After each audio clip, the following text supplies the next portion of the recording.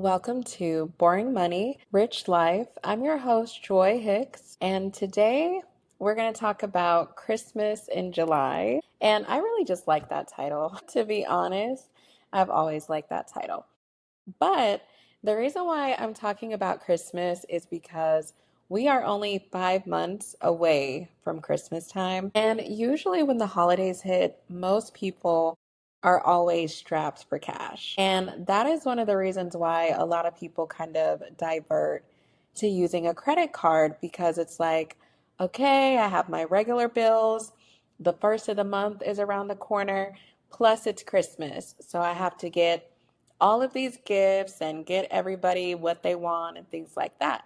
Now, I am a big fan of the holidays and I have always loved Christmas, especially because I'm a mom. So, I definitely try to get my daughter like everything on her list and just make it like a special day.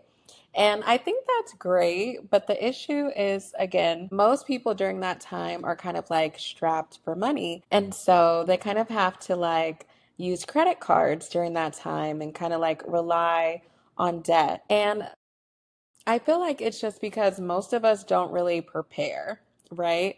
So we know that it's July. We know that Christmas happens on the same day every single year, December 25th.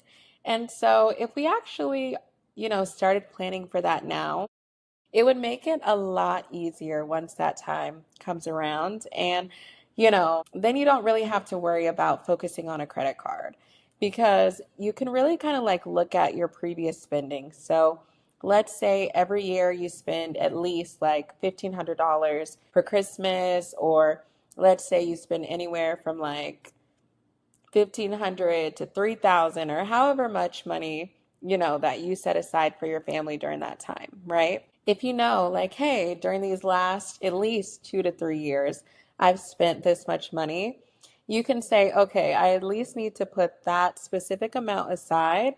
And then we know like cost of living has kind of gone up a little bit due to inflation. So you can be like, okay, I'm definitely going to set aside that specific amount of money. And then once Christmas gets here, maybe, you know, I'll put aside maybe another like 500 or however much, right? You want to spend. It's your budget.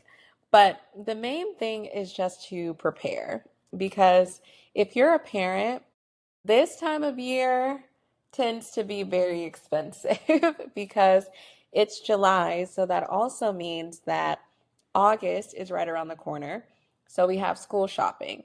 So that means we got to get all of the school supplies. We have to get all the back to school clothes. My daughter, she always wants a brand new backpack every year. So, you have back to school. Then for me personally, my birthday is in October. If you don't have a birthday in October like me, there's Halloween. So, like, you got to buy the costumes. Then you have Thanksgiving, and then you have Christmas. So, if we kind of start to plan for those things now, if we're like, hey, every check, I'm going to set aside a couple $100 because I know that my kids are going to want this. I know that I'm going to want to do these types of holiday activities. I know I'm going to want to decorate the house, or I know I'm going to want to go caroling or whatever you guys do, right? But just understanding that we can actually prepare for these things.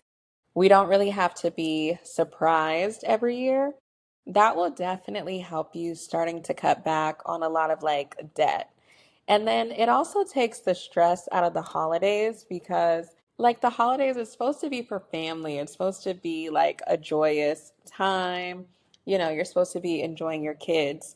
But it's really going to like ruin your mood if you're in financial strain because you have all of these different things. So, like I mentioned, you can definitely look at how much you've spent over the previous years. So, all you really have to do is kind of like look at your bank statements. So, what I would probably do, like, usually we know Christmas shopping kind of starts around Black Friday. So, look at kind of what you spent the week of Thanksgiving because a lot of those Black Friday deals nowadays, they really don't even wait until the actual Black Friday. They kind of start around that Monday and kind of last until the next Monday with like Cyber Monday.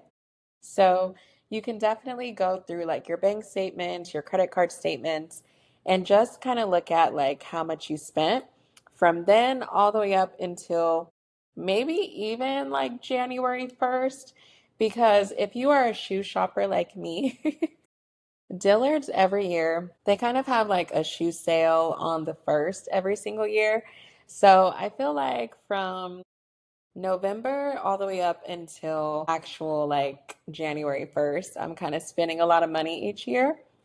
Because I always look at it like, okay, what I do from Thanksgiving to Christmas is for my family. And then on January 1st, I kind of look at that as like my gift to myself. So, again, if you know that you tend to like overspend during that time, you can also look at kind of like creating a budget right now. So, if you're like, hey, I know every year, so like for me, I'm from Colorado, so we have like a lot of holiday stuff. So every year we try to do something. So it might be like the ice castles, which is like this really cute outdoor event where they make really big like ice sculptures. So we might do that, or we might go and drive through like the little holiday lights or something like that. And so I know for us, we really try to do something Christmassy during that time. So it's like, okay, you can kind of already start looking at how much you spent on tickets last year. And then again, like decorations, a lot of times people want new decorations each year. So it's like, okay, how much did that cost us last year? Of course, the actual gifts and the wrapping paper. Like, if we actually start to kind of look at it, how much it cost us, then we'll be a lot better prepared at the end of the year. So again, it's not so stressful. So you can definitely do that now for back to school shopping and then definitely for Christmas as well, just to be a little bit more prepared. So, as always, what is one boring thing that you can do today to start fueling your rich life? Again, I'm Joy Hicks, your host. Thank you for watching, and be sure to like and subscribe.